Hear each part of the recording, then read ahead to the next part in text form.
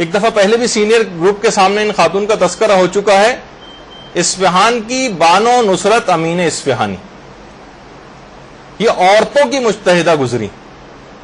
عورتوں کی مجتہدہ۔ آیت اللہ سید محمد کاظم شیرازی نے ان کو اجازہ روایت دیا تھا، اور یہ لکھا تھا اپنے اجازہ روایت میں کہ بانو بزرگوار، بانو امین کے نام سے مشہور، یہ آج کل کی عورتوں میں بہت برگزیدہ ہیں، اپنی پوری زندگی نے تحصیل علوم دینیا میں گزاری، اور تمام علوم معقول و منقول میں مرتبہ اجتہاد کے اوپر یہ فائز۔ اور آیت اللہ عبد الکریم حائری نے، جنہوں نے قوم کا حوزہ علمیہ قائم کیا تھا، انہوں نے اسی اجازہ روایت کے حاشیے میں لکھا تھا کہ جو کچھ شیرازی نے لکھا ہے، آغا شیرازی نے، وہ سب صحیح ہے، اور میں بانو امین سے دعا کا طالب ہوں۔ اچھا، انہوں نے اتنی عظیم عالمہ تھی کہ تفسیر مخزن العرفان کے نام سے 15 جلدیں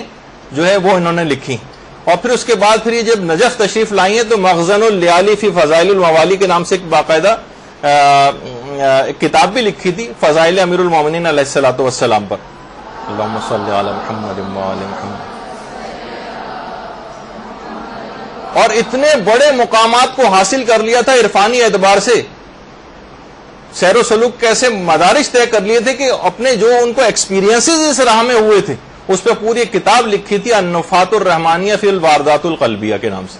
باقاعدہ پوری کتاب اس موضوع کے اوپر لکھی ہے کہ وہ اپنے ایکسپیرینسز بتائیں۔ خود فرماتی ہیں کہ میں بچپن سے ہی اور جوانی سے ہی اس قدر مطالعے کی حریص تھی،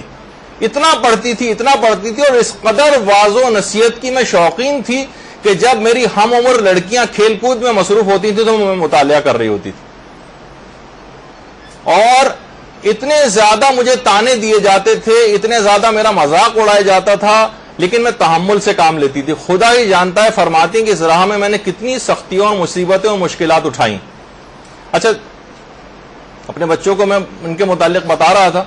تو انہوں نے بانو نصرت امین کے متعلق کہا کہ لیکن دیکھیں نا کہ کھیلنا وغیرہ بھی تو ضروری ہوتا ہے۔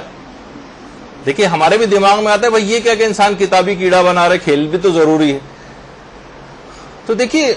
میں نے یہ کہا کہ ہاں پھر کھیل ضروری ہوتا ہے تو اس کا مطلب ہے جس طرح عام لوگ سب کھیلتے ہیں ہم بھی کھیلیں تو انسان پھر عام آدمی بن کر رہ جاتا ہے۔ مثلا میں نے ایک مثال بھی دی کہ آپ دیکھیں کہ ہمارے جو مشہور اسکواش کے پلیئر گزرے ہیں جہانگیر خان، ان کے متعلق ملتا ہے کہ جناب 16 اور 18 گھنٹے کی پریکٹس کرتے تھے، 7 8 گھنٹے تک بس ایک بال کو دیوار پہ مارے چلے جا رہے ہیں مثلا، اور 2 گھنٹے کی جو ہے وہ جاگنگ کیا کرتے تھے۔ تو لوگ کہتے ہیں ہاں بھائی ظاہر ہے کہ ورلڈ کلاس پلیئر بننے کے لیے اس تمام چیزیں تو ضروری ہوتی ہیں، یعنی اس کے لیے تو یہ سب چیزیں آپ برداشت کرتے ہیں، لیکن علم دین میں جو ذرا سا بھی آپ جاتا ہے لوگ اسے ایب نارمل، خپتی، پاگل اور یہ سب قرار دیتے ہیں۔ ان کو بھی تو آپ قرار دیں خپتی اور پاگل؟ نہیں، ان کی بڑی تعریفیں ہوتی ہے، خوب تعریف ٹی وی پہ بلایا جاتا ہے اور ان کے معمولات زندگی وغیرہ پوچھے جاتے ہیں۔ لوگ یہ سمجھیں گے کہ شاید یہ بانو نصرت امین اصفہانی غالباً غیر شادی شدہ ہوں گی، جبھی تو انہوں نے اتنی معرکت آرا جو ہے وہ کتابیں تصنیف کی اور اتنے بڑے علمی مقام تک پہنچ گئیں۔ آپ حیران ہوں گے ان کے 9 بچے تھے، اس کے ساتھ انہوں نے اتنے بڑے مقام کو حاصل کیا۔ تحصیل علوم دینیا میں سید علی نجف آبادی کے پاس جایا کرتی تھی اور اکثر ان کو بھی اپنے پاس درس وغیرہ کے لیے بلواتی تھیں۔ ایک دفعہ جب اطلاع آئی کہ ان کے ایک بیٹے انتقال کر گئے تو